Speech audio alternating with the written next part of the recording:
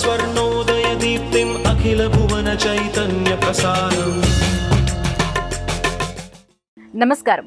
మన ధర్మం ప్రేక్షకులందరికీ కనుమ పండుగ శుభాకాంక్షలు. ఇవాల్టి మన ధర్మం కార్యక్రమంలో మన ధర్మ సందేహాలను నివృత్తి చేసేందుకు మనతో పాటు ఉన్నారు ప్రముఖ ఆధ్యాత్మికవేత్త బ్రహ్మశ్రీ బుర్రా భాస్కర శర్మ గారు. గురుగారు నమస్కారం. నమస్కారం అమ్మా. మీకు కనుమ పండుగ శుభాకాంక్షలు గురుగారు. టీవీ చూసేటువంటి ప్రేక్షకులకు అందరికీ కూడా కనుమ పండుగ శుభాకాంక్షలు. గురుగారు, మరి ఈ కనుమ పండుగ యొక్క ప్రత్యేకత ఏమిటి? ఈ రోజు పాటించవలసినటువంటి నియమాలు ఏమిటో తెలియజేస్తారా? కనుము కానీ కనుమ కాదు. కనుము అనేటువంటి పదానికే ఓ దివ్యమైనటువంటి భావం ఉన్నది. కనుము అంటే చూడుము అని అర్థం. దేన్ని చూడాలి? వస్తుతః ఈ సంక్రాంతి అనేటువంటి పండుగ 4 రోజుల పండుగ. అందులో 3వ రోజు ఈ కనుము. ఈరోజు ప్రత్యేకత కేవలం పూర్వకాలంలో మొత్తం అందరికీ కూడా సంపద ఏది అంటే పశు సంపదయే సంపదగా ఉండేది. ఆ పశువుల వల్ల కలిగేటువంటి పంటలను, ఆ పంటలకు ఆధారమైనటువంటి పని చేసేటువంటి కమతము చేసేటువంటి వారిని, వీరందరినీ గౌరవించుకోవటానికి ఏర్పాటు చేయబడినటువంటి దివ్యమైనటువంటి పండుగ. ఈ పండుగ వాతావరణంలో పశువులకు ఆ కొమ్ములకు రంగులు వేసి పశువుల్ని అలంకరించి వాటికి ఏ పని లేకుండా ఆ రోజు విశ్రాంతిని ఇస్తారు. అలాగే వాటి ద్వారా పొలం పనులు చేసేటువంటి కూలివారు ఎవరైతే ఉంటారో వాళ్ళను కూడా అంతగా గౌరవించేటువంటి రోజు. మిగిలిన రోజుల్లో ఎన్ని పనులు చేయించుకున్నా ఆ రోజు మాత్రం వాళ్ళ చేత ఏ పని చేయించేవారు కాదు. పూర్వపు రోజుల్లో ఆనాడు మొత్తం అంతా పొలాలు కానీ వ్యవసాయం కానీ ఇవన్నీ కూడా దేని మీద ఆధారపడి ఉన్నాయంటే పశువుల మీదే ఆధారపడి ఉన్నాయి. మనకు ఆధారం ఆహారం. ఆహారాన్ని ఇవ్వడానికి కావలసినవి పంట పొలాలు. అవి రావడానికి ఆధారమైనటువంటివి పశువులు. వాటిని నడిపేటువంటి వారు పనివాండ్రు. కనుక వీటికన్నిటికీ కావలసినటువంటి వ్యవస్థను సక్రమంగా చూసుకుని ఆ వ్యవస్థను గౌరవించి దాన్ని అర్చించుకునేటువంటి దివ్యమైనటువంటి పండుగ ఈ కనుమ పండుగ. కనుక కేవలం పశువులనే కాకుండా పక్షులను కూడా గౌరవించేటువంటి పండుగ. సంక్రాంతి పండుగ నాడు పంట ఇంటికి చేరుతుంది. ఈ కనుమ పండుగ నాడు పూర్వపు రోజుల్లో ఆ ఇంటి ముందు కంకులతో ఓ అందమైనటువంటి గూడులాంటిది తయారు చేసి ఇంటి ముందు కట్టేవాళ్ళు. అలా కట్టడం చేత అనేకమైనటువంటి పక్షులు వచ్చి ఆ గూడులాగా కట్టినటువంటి దాని మీద వాలి ఆ కంకులకు ఉన్న గింజలు తింటూ ఉండేవి. ఈ విధంగా పక్షులను ఆదరించడం, పశువులను ఆదరించడం, పనివాండ్లను ఆదరించడం, ఇన్ని రకాలుగా చేసుకోవలసినటువంటి పండుగనే కనుమ పండుగ అని చెబుతారు. వాళ్ళందరినీ సక్రమంగా చూచుకొనుటయే కనుము, చూడవయ్యా అని చెప్పేటువంటి పండుగ అది. అది దాని యొక్క విశిష్టత. గురుగారు చాలా చక్కగా వివరించారు. గురుగారు, మరి కుంభమేళ కూడా 2 రోజుల క్రితమే ప్రారంభమైంది. మరి ఈ కుంభమేళ యొక్క ప్రత్యేకత ఏమిటి? ప్రయాగ్రాజ్ కుంభమేళ విశేషాలని ఎలా విశ్లేషించుకోవాలి? ప్రయాగరాజ్ అనబడేటువంటి ఆ పేరు చాలా దివ్యమైనటువంటిది. యజ్ఞము, యాగము, హోమము ఈ 3 ఒక్కటి కాదు. హోమం అనేటువంటిది మనకు ఉన్నటువంటి కష్టాలను పోగొట్టుకోవటం కోసం చేసేటువంటి దాన్ని హోమము అంటాం. యజ్ఞము అంటే మన ప్రయోజనం కోసం ఒక కోరికతో చేసేటువంటి దాన్ని యజ్ఞము అని అంటాం. కేవలం లోకోపకారం కోసం చేసేటువంటి దాన్ని యాగము అని అంటాం. ఏ స్వార్థము లేకుండా చేసేటువంటి దాన్ని యాగము అని అంటాం. సాక్షాత్తు సృష్టికర్త అయినటువంటి బ్రహ్మదేవుడు ఆ ప్రదేశంలో దివ్యమైనటువంటి యాగాన్ని చేశారు. అది ప్రకృష్టమైన యాగం కనుక ఆ యాగం జరిగినటువంటి ప్రదేశం కనుక ఆ ప్రదేశానికి ప్రయాగ అనేటువంటి పేరు వచ్చింది. ఇంకా ఆ క్షేత్రం యొక్క గొప్పతనం ఏమంటే 3 నదుల యొక్క సంగమం, త్రివేణి సంగమం అని అంటున్నాం. గంగా, యమున, సరస్వతి, ఈ 3 నదుల యొక్క సంగమం అక్కడ ప్రత్యేకత. అంత దివ్యమైనటువంటి క్షేత్రానికి 12 సంవత్సరములకు ఒక్కసారి పుష్కరములు అని మన తెలుగు రాష్ట్రాల్లో మనం అంటూ ఉంటాం. ఉత్తరాది ప్రాంతం వాళ్ళు పుష్కరములు కాకుండా కుంభమేళ అని చేస్తారు. కుంభమేళ, కుంభము అంటేనే ఒక కలశము అని అర్థం.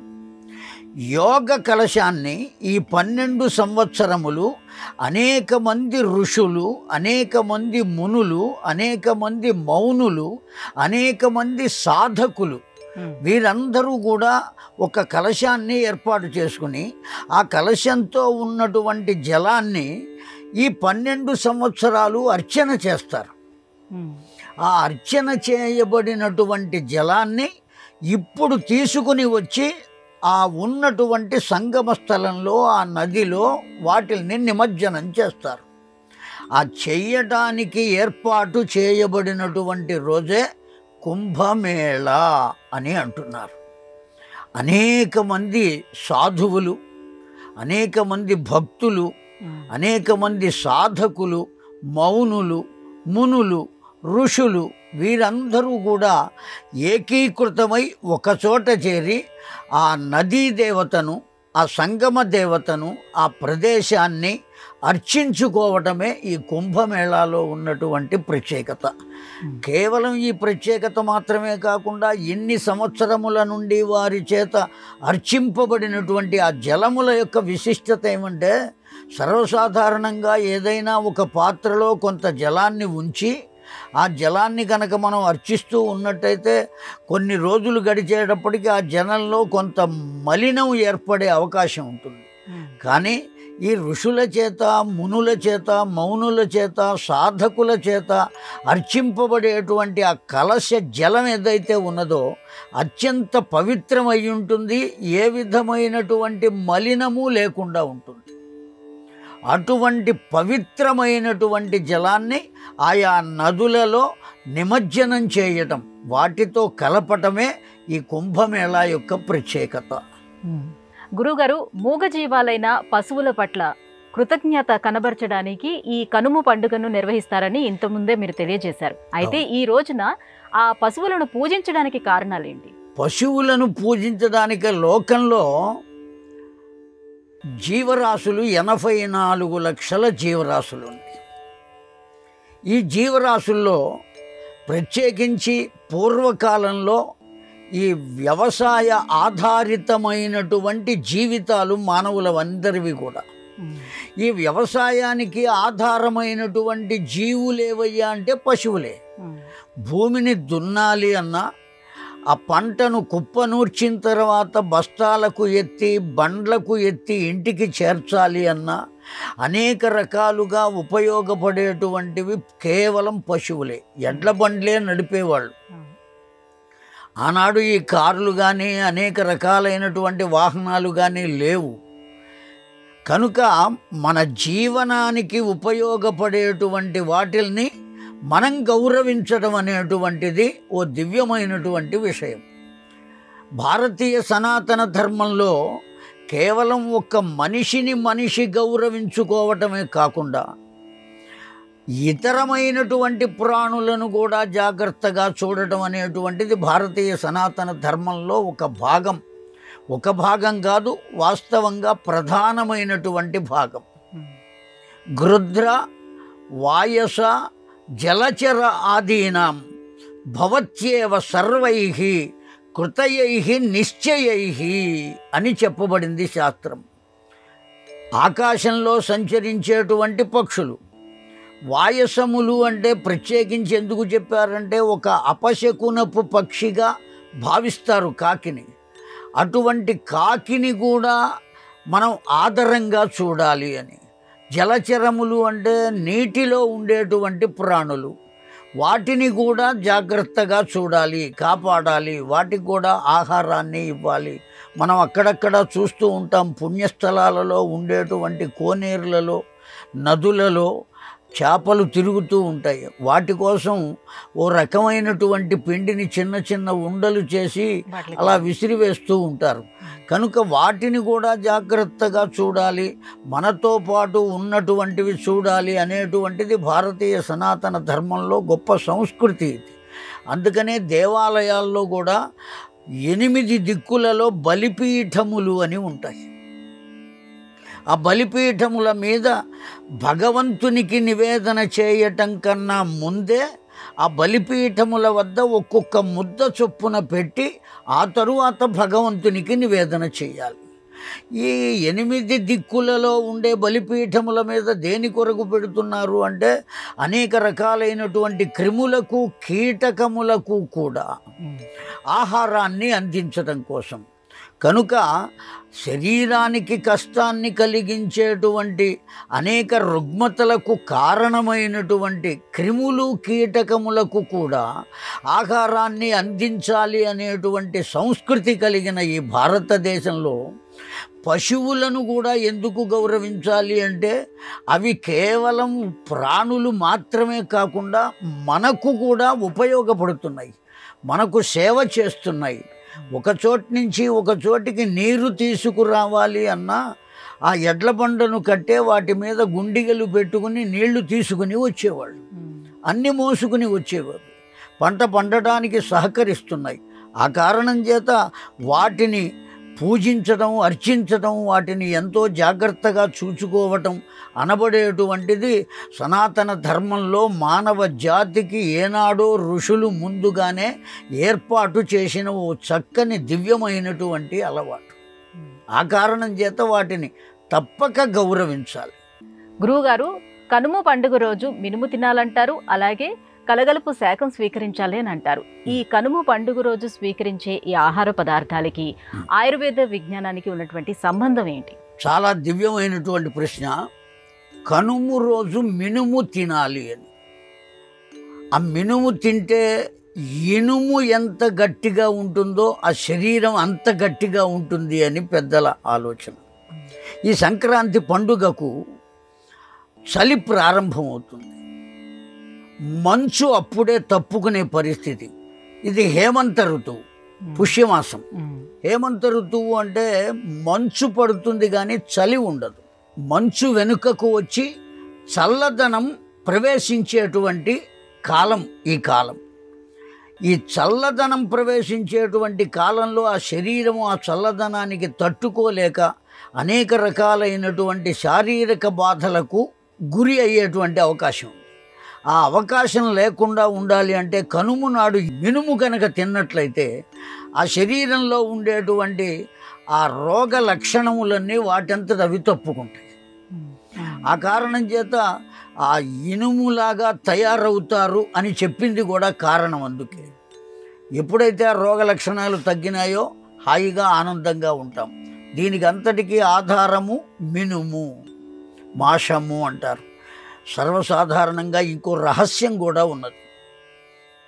మాంసకృత్తులు అని మనం అంటూ ఉంటాం, ఆహారంలో మాంసకృత్తులు ఉంటాయి అని. అవి భుజించడం వల్ల బలం చేకూరుతుంది, ఇమ్యూనిటీ వస్తుంది, రోగ నిరోధక శక్తి కలుగుతుంది. ఇన్ని రకాలుగా మాట్లాడుతూ ఉంటాం మనం.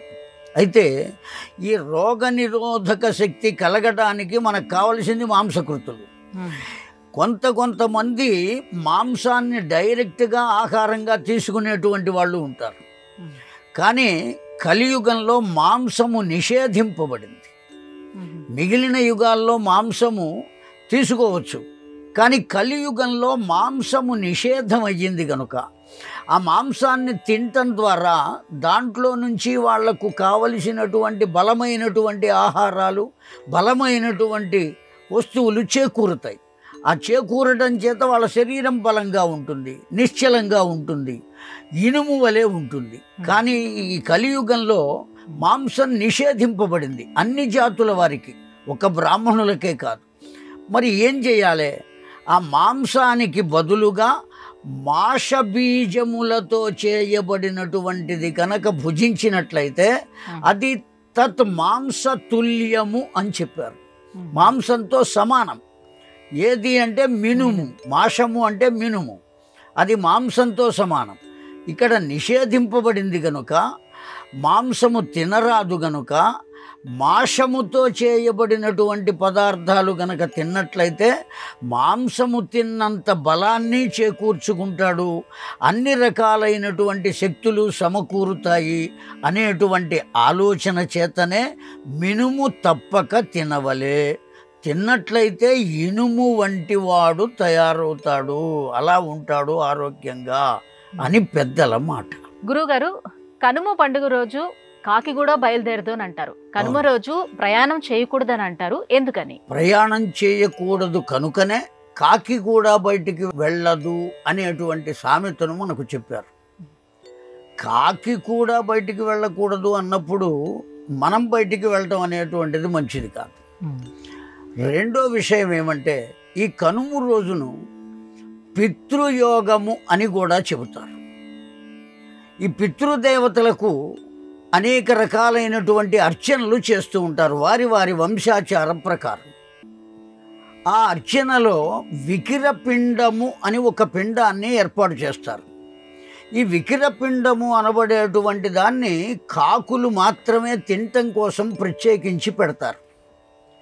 ఆ కాకుల కోసం పెట్టేటువంటిది కనుక కాకుల యొక్క సహజ లక్షణం ఏమంటే తెల్లవారి కన్ను తెరిచిన వెంటనే ఎక్కడికి వెళ్ళి ఏది ఆహారంగా లభిస్తుందా అని తిరిగేటువంటి అలవాటు కాకి యొక్క లక్షణం.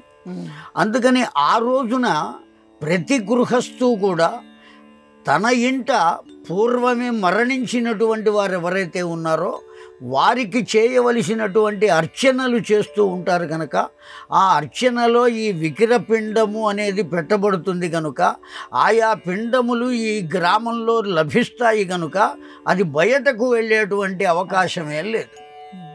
అందుకోసమనే కాకి కూడా బయటకు వెళ్ళదు.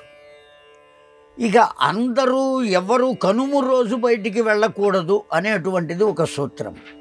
ఎందుకు వెళ్ళకూడదంటే అసలు ప్రయాణానికి పనికిరాని రోజులు 3 ఉన్నాయి. 3వ రోజు, 6వ రోజు, 9వ రోజు. ఈ 3 రోజుల్లో ప్రయాణం చేయరాదు.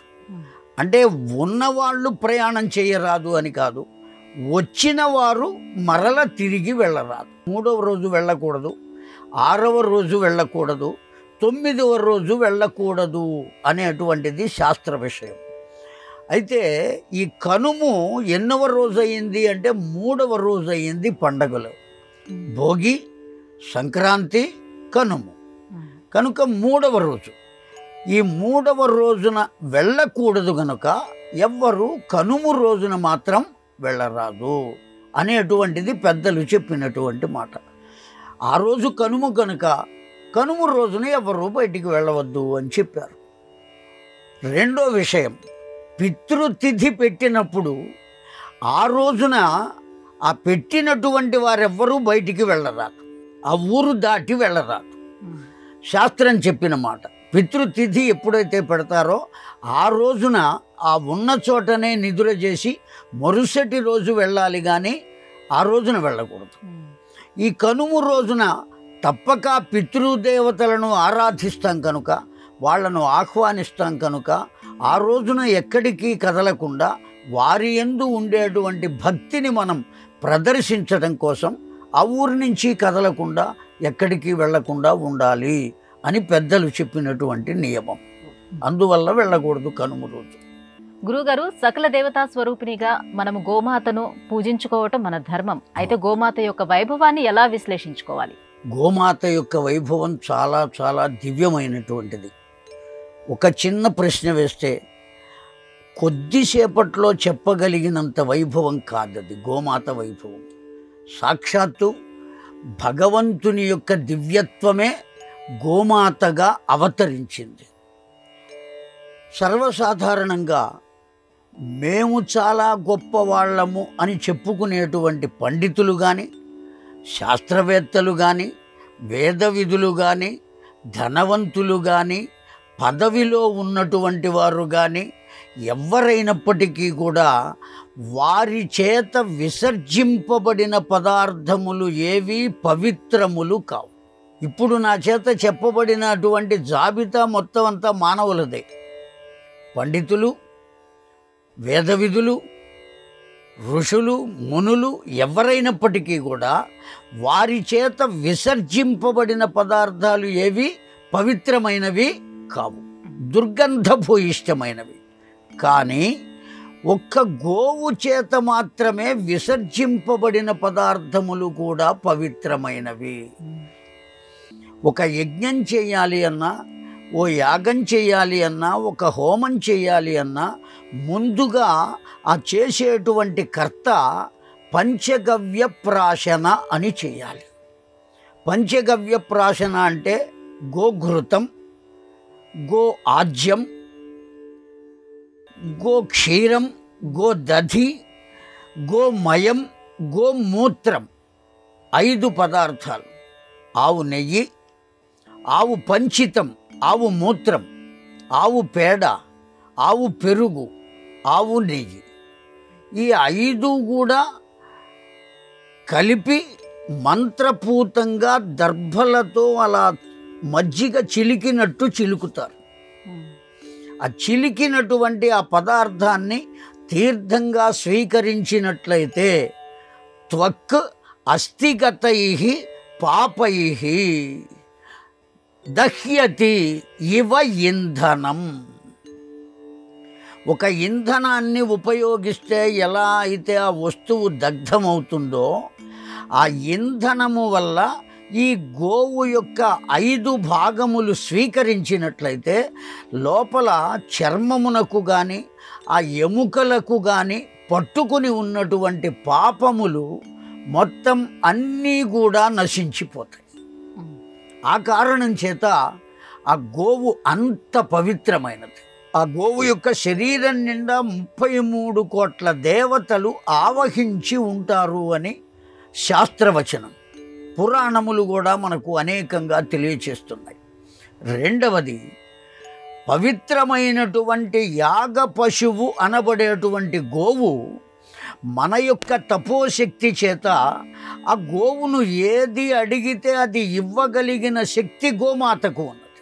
అందుకనే ఆ గోవుని కామధేనువు అని పిలిచారు. ఆ కారణం చేత అత్యంత పవిత్రమైనది గోవు. ఆ గోవును అందరూ అర్చించి తీరవలసిందే. గురుగారు, ఇవాల్టి మన ధర్మము కార్యక్రమంలో మాకొచ్చినటువంటి ఈ ధర్మ సందేహాలన్నీ కూడా నివృత్తి చేసినందుకు ధన్యవాదాలండి. ధన్యవాదములమ్మా. మీకు కూడా. శ్రీమాత్రే నమః. ఇది ఇవాల్టి మన ధర్మం కార్యక్రమం. రేపటి మన ధర్మం కార్యక్రమంలో మళ్ళీ కలుసుకుందాం. నమస్కారం. ఈ కార్యక్రమాన్ని తిరిగి చూడాలనుకుంటే www.youtube.com/ETV Life Spiritual లో చూడవచ్చు.